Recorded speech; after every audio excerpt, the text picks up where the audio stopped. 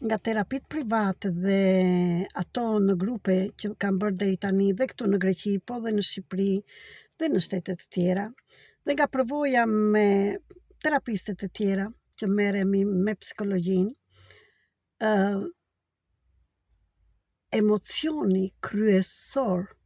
që është tek gruaja sidomos, që bllokon jetën e saj është refuzimi. Dhe çfarë bëhet? Dhe ankesat e saj janë që burri e refuzon, e ka refuzuar dhe shumë e shumë të tjerë, dhe refuzimi ka filluar tek ne femrat, akoma dhe tek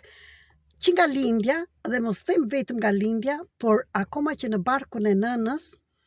sepse kur një grua refuzon veten e saj, dhe fëmia brenda saj dhe embrioni brenda saj, kupton refuzimin e nënës, sidomos kur është femër. Dhe që nga lindja, që nga embrioni, lindja dhe sidomos në Shqipëri, ka qenë dhe ajo bindja që thoshin kur lindet vajza qajnë dhe trarët, vajza është bie botës, është dere tjetri, do më thënë shumë e shumë bindje të tjera. Më shkruani dhe juve çfarë bindje ka për gratë. Dhe kur kjo energji, një femër, dhe këtu përfshi dhe veten time, sidomos kur një femër e presin mashkull dhe bëhet femër, atëhere refuzimi vjen në mënyrën e në ndërgjegje, nuk e kuptojmë fare se ne refuzojmë veten tonë. Dhe shpeshherë çfarë bëjmë ne femrat? E kemi refuzuar gjinin ton femërore. Nuk e kemi shikuar, sidomos nënat tona, gjyshet tona. Kemi refuzuar veten tonë dhe si femra, nuk e lejojmë veten as të shijojmë, as të shikojmë, por mbi jetojmë që për të treguar për gjithçka vlerën tonë, sa të vleshme jemi, sa punëtore jemi, sa të zgjuara jemi, sa besnike jemi dhe çfarë bëhet me ne. Na refuzojnë ose më shumë na tradhtojnë meshku që kemi pranë. Ata nuk na tradhtojnë ne. Ne si femra, që ta dini ju femra dhe ju të bukurat, që vërtet ka shumë femra të bukura që nuk ndihen të bukura. Ndihen pa vlera, pa merita, nuk e ndjejnë veten që janë të bukura. Pavarësisht se është një femër e bukur, ajo në qoftë se ka në brendësi bindjen, ose tramën, ose frikën që nuk jam e vleshme, atë e lexon mashkulli dhe në këtë mënyrë ai të çfarë të bën, sepse është pasqyra jote, një të refuzon, të tradhton, nuk të respekton dhe nga ana tjetër të tradhton, por në të njëjtën kohë e dini zemrat e mia të dashura, ju bën dhe atë gjë që ju duhet ta kuptoni, siç e kuptova dhe unë mbas shumë kohëve, që është pasqyra jonë dhe na mëson që si ne ta shikojmë atë mësimin aty, dhe ta kuptojmë dhe të largohemi, sepse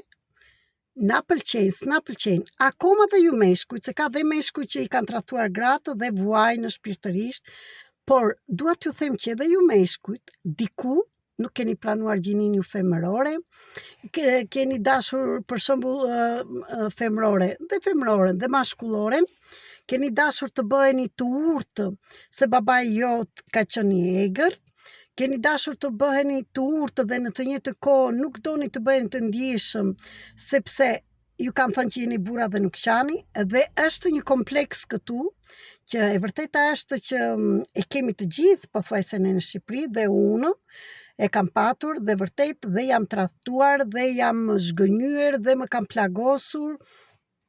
por e kam kuptuar shumë mirë që shkaktarja jam unë,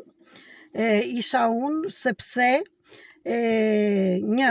sjellja në jetë pasqyrat e mia, njerëzit e mi, akoma dhe shoqe që kam sjell, do më thënë, kanë të bëjnë me këtë, dhe ana tjetër,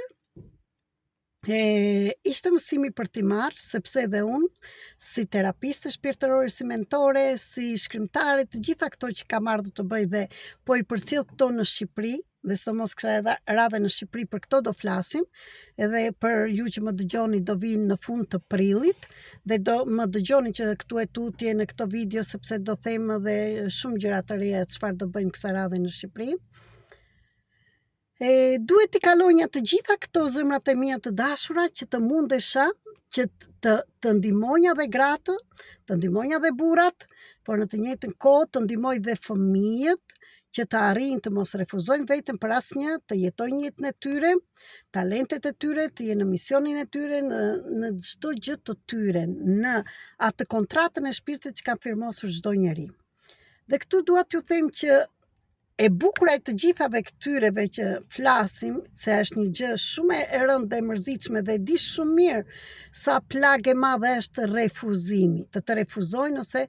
të tradhtojnë, të zhgënjejnë, dhe shpeshherë të refuzojnë dhe na kanë refuzuar akoma dhe prindrit tanë, të cilët zemrat e mia të dashura ishin dhe ata të njëjtë të refuzuar nga prindrit e tyre dhe kishin refuzuar dhe ata veten e tyre, dhe gjinin mashkullore si meshkuj, babai,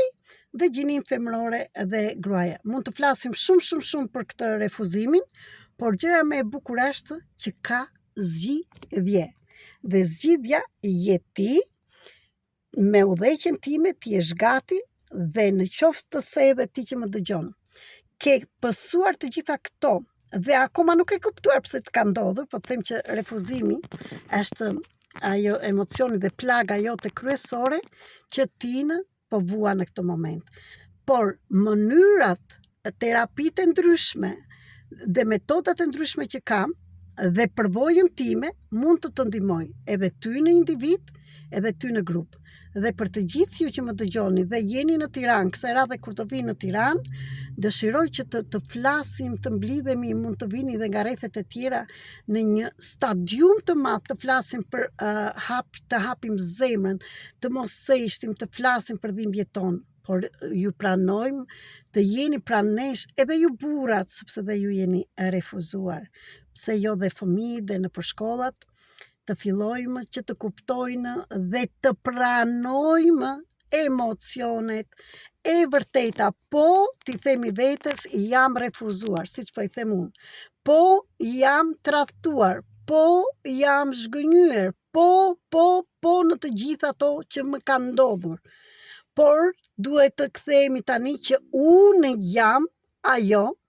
që mund të ndryshoj jetën time. Ti je ai që mund të ndryshosh jetën tënde. Dhe tani në këto kohë jam këtu të ndihmoj, të t'jap dorën, të t'udhëheq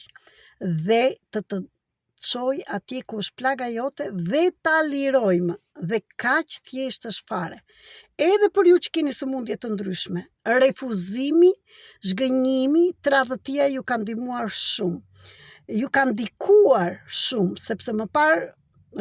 sëmuren ato trupat e tjerë, pasaj sëmuret trupi fizik. Dhe për ju që se dini akoma, kemi 13 trupa, 12 astral dhe 1 këto trupin fizik. Trupi fizik është i fundi, kur sëmundja vjen në trupin fizik është e fundit që të thotë mblidh mendjen dhe shiko veten. O njerëz të bukur, erdhëm dhe na solli Zoti këtu të jetojmë, jo të mbijetojmë,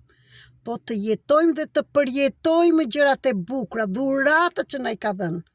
Dhe ta them ty dhe ja them dhe i dëgjoj akoma vetë, sepse u bëra kaq dhe akoma janë ato gjërat e fundit që ikin, sepse janë rrënjët tona ato, paraardhësit tanë, prindrit tanë, kemi një kolektiv shumë të sëmurë në këto bindje dhe në refuzim. Ne si shqiptar kemi refuzuar vete në vendet e botës dhe kemi qenë të ullët edhe të varfër. Do më thënë, dhe e vërteta është që shqiptari është shumë i denjë, shumë bujar, shumë i fuqishëm, shumë i zgjuar dhe kemi treguar kush jemi. Por ama ne kemi ullur shumë vetën dhe i kemi lejuar të tjerë të na bëjnë çfarë të duan. Prandaj, erdhi koha dhe në qoftë se ti më shkruaj dhe shpërndaj këtë video dhe në njerëz të tjerë, kur ti je ndjer i refuzuar, i tradhtuar, i zhgënjyer, je burr, je grua, je adoleshent, çfarëdo që ti jesh. Jam këtu të të ndihmoj, dhe nga afër, dhe në grupe, dhe në individ. Për çdo gjë ka zgjidhje, po zgjidhja do vi kur ti të jesh gati. Unë jam këtu të të ndihmoj. Mund të më shkruash në Viber, Telegram dhe WhatsApp, tek telefoni do ta gjesh dhe këtu në përshkrim, do ta gjesh dhe këtu në kjo fotografi dhe në flutra